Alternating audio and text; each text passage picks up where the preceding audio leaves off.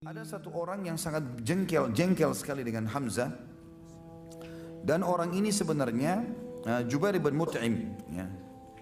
Jubair bin Mut'im ini punya paman terbunuh pada saat itu di Badr dan dibunuh oleh Hamzah.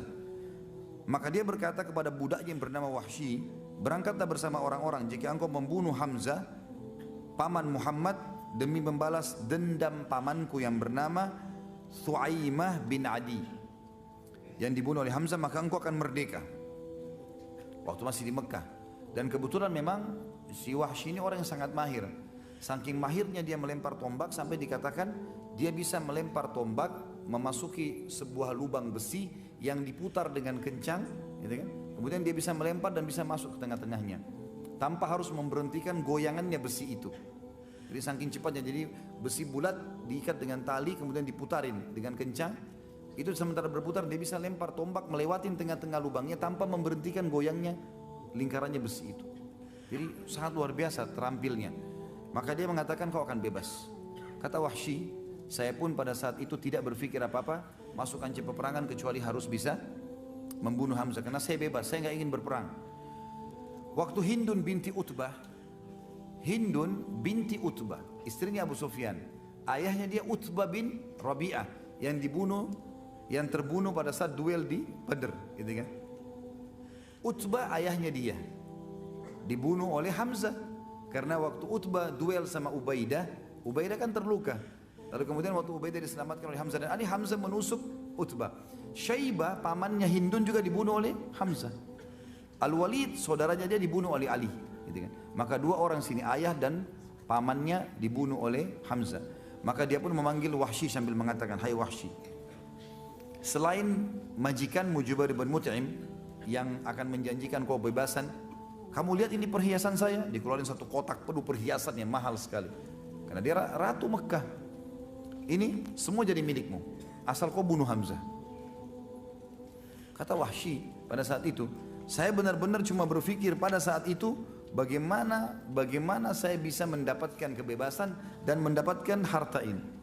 Itu saja yang saya pikirin. Di sini ada satu hal yang menarik. Penulis mengangkat dalam buku tentang masalah, coba kita dengarkan bagaimana Wahsy menceritakan pada saat itu. Wahsy berkata, aku adalah hamba sahaya milik Jubair bin Mut'im. Paman Jubair yang bernama Thu'aimah bin Adi terbunuh dalam perang Badr. Ketika orang-orang Quraisy berangkat ke Uhud, Jubair berkata kepadaku, engkau merdeka jika engkau berhasil membunuh Hamzah paman Muhammad untuk membalas kematian pamanku. Wahsy berkata, lalu aku pun berangkat bersama pasukan. Aku laki-laki dari Habasyah yang mahir melempar tombak layaknya orang-orang Habasyah secara umum, dan bidikanku hampir selalu tepat sasaran. Ketika dua pasukan telah bertemu, aku keluar memata-matai Hamzah. Aku mengintainya sehingga aku melihatnya di antara pasukan yang berperang seperti unta abu-abu. Maksudnya unta abu-abu ini teman-teman sekalian, dikenal unta itu kalau dikatakan oleh orang unta abu-abu, unta yang perkasa, unta yang kuat, gitu kan? Unta yang biasanya kalau unta jantan berwarna abu-abu itu dia bisa memiliki beberapa unta betina yang lain, punya kelebihan. Dia memporak-porandakan musuh seperti atau dengan pedangnya, dia memporak-porandakan musuh dengan pedangnya dan tidak ada yang bisa menahannya. Demi Allah, kata Wahsy. Ini Wahsy cerita setelah masuk Islam ya.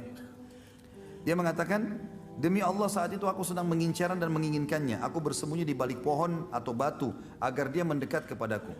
Tiba-tiba Siba' bin Abdul Izzah mendahuliku kepadanya. Ketika Hamzah melihatnya, dia berkata, mendekatlah wahai anak wanita tukang khitan, ya.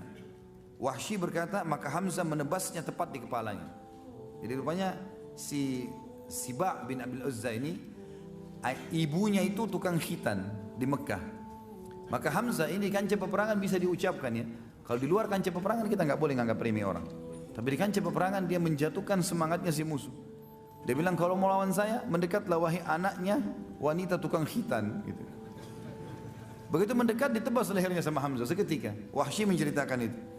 Dan itu tepat di depan matanya Wahsy. Wahsy melihatnya. Wahsy melanjutkan, lalu aku menyiapkan tombakku. Ketika yakin dia tepat sasaran, aku melemparkannya dengan kuat kepadanya. Tombak itu tepat bersarang di pusar perutnya sampai tembus ke balik tubuhnya. Hamzah berusaha untuk mendekat kepadaku. Artinya sudah kena tombak, tembus. Hamzah melihat Wahsy yang kejar. Kata Wahsy, dia sempat mengejarku. Dan aku pun ketakutan ini. Jangan sampai Hamzah bisa membunuhnya. Padahal tombak sudah tembus. Belum pernah ada orang kena tombak tembus masih bisa lari, masih bisa menyerang gitu. Hamzah berusaha untuk mendekat kepadaku. Tetapi dia tidak kuasa melakukannya, aku membiarkannya sampai dia gugur. Lalu aku mendekatinya dan mengambil tombakku kemudian kembali ke markas. Aku tetap duduk di sana karena aku tidak lagi mempunyai kepentingan selain itu. Aku membunuh Hamzah agar aku bisa merdeka. Wahsy berkata lagi, aku pulang ke Mekah dan aku dimerdekakan. Aku tinggal di Mekah sampai Rasulullah SAW menaklukkannya. Dan aku kabur ke Taif.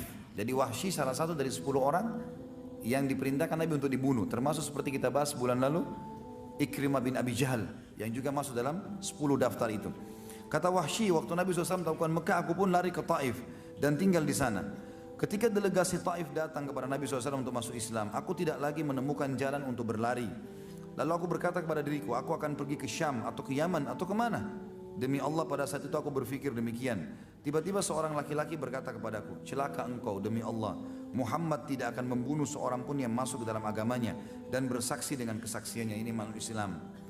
Manakala aku mendengarkan kata-katanya, aku pun pergi segera menemui Rasulullah SAW di Madinah. Tidak ada yang mengejutkan beliau kecuali kehadiranku yang telah berdiri di hadapannya dan aku mengucapkan syahadat kebenaran. Ketika Nabi SAW melihatku, beliau mengasihkan, apakah engkau Wahsy? Aku menjawab, benar wahai Rasulullah. Nabi SAW mengatakan, duduklah dan ceritakan kepadaku bagaimana engkau membunuh Hamzah. Wahsy berkata, maka aku menceritakannya kepada beliau.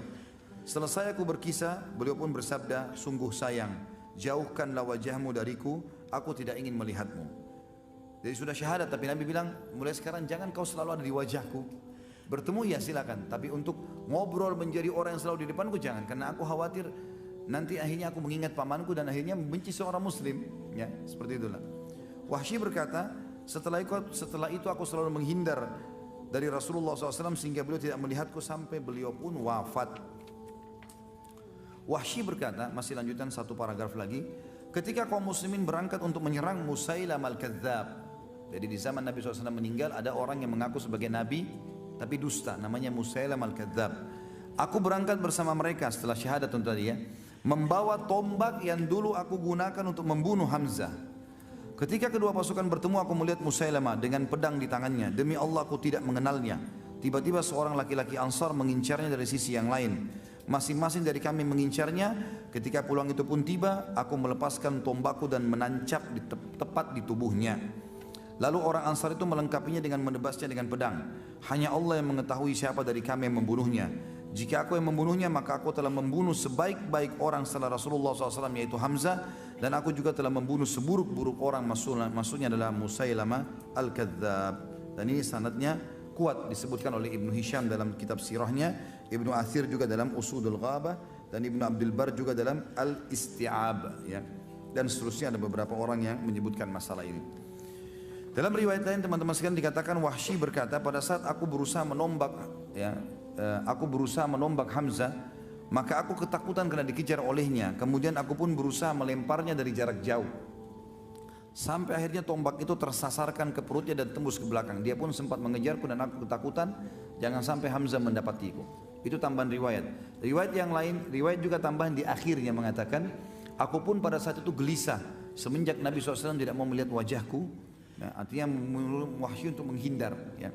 Maka dia mengatakan, aku merasa ini dosa yang sangat besar dan aku tidak bisa mengobatinya kecuali aku harus membunuh musuh Allah yang juga besar sehingga bisa mengobatinya.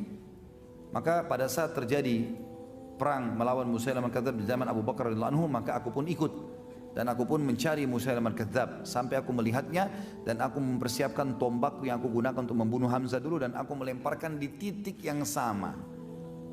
Jadi dulu di perutnya, ini juga di perutnya, sampai tembus ke belakang, sebagaimana dulu Hamzah terbunuh. Kemudian aku mencabut tombakku dan aku pun mengatakan kalau aku membunuhnya, dan ada orang Ansar datang menebasnya dengan pedang.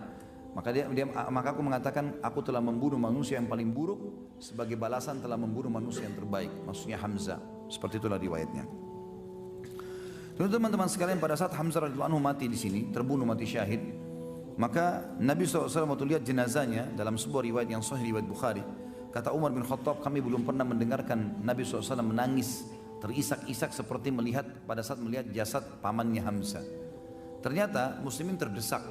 Pada saat perang sudah mulai banyak yang kalah, maka muslimin terdesak. Dan Nabi SAW kita tahu dipukul oleh Ibnu Qami'ah, ya, sampai pelipis beliau berdarah alaihissalam, pipi beliau tertancap dengan besi, ya, sampai Abu Talha menarik dengan giginya, gitu kan. Talha bin Ubaidillah menarik dengan giginya, gitu kan, sampai giginya tanggal. Kemudian ada beberapa sahabat-sahabat yang membela Nabi SAW sampai akhirnya terdesak sekali karena pundak kanan dan pundak kiri Nabi dipukul oleh Ibnu Qami'ah. Ini sudah kita ceritakan pada saat menceritakan sahabat Nabi Mus'ab bin Umair radhiyallahu anhu. Ini cerita muslimin naik ke atas gunung dan akhirnya Abu Sufyan mengatakan, terjadi, tentu ada dialog di situ, tapi yang jelas kita ringkaskan saja. Kata Abu Sufyan, telah terjadi mutilasi di pasukan kalian dan itu bukan saya yang perintahkan. Saya tidak larang, saya juga tidak perintahkan. Maka jangan bawa-bawa ini kepada saya gitu. Ternyata memang Hindun pada saat mendengarkan, melihat Wahsy mengatakan, hai Wahsy, di kancah peperangan, apa kau berhasil membunuh Hamzah? Dia bilang iya, berhasil. Kata Hindun, mana dia? Cari jasadnya, dicari jasadnya. Dan ditemukan Hamzah, ternyata dia meletakkan bulu burung merpati di baju besinya. Itu ciri khasnya beliau. Dan nanti dikenalnya Hamzah juga pada saat itu karena adanya bulu itu yang dipenuhi dengan darah. Maka Wahsy pun mengatakan itu sana, yang di dadanya ada bulu merpati. Hindun pun mendekat, lalu Hindun menyuruh agar hidungnya dipotong, radhiyallahu anhu. Kemudian juga dibelah dadanya dan dikeluarkan jantungnya. Ya, Hindun pun berusaha memakannya karena jengkelnya ayahnya dan pamannya terbunuh, tapi dia tidak mampu dan dia membuangnya. Jadi pemandangan yang sangat luar biasa. Bayangkan kalau paman kita seperti ini, hidungnya terpotong, darah semuanya, kemudian dadanya terbelah dan jantungnya kecabut dan dibuang begitu saja di situ. Maka Nabi SAW waktu itu menangis terisak.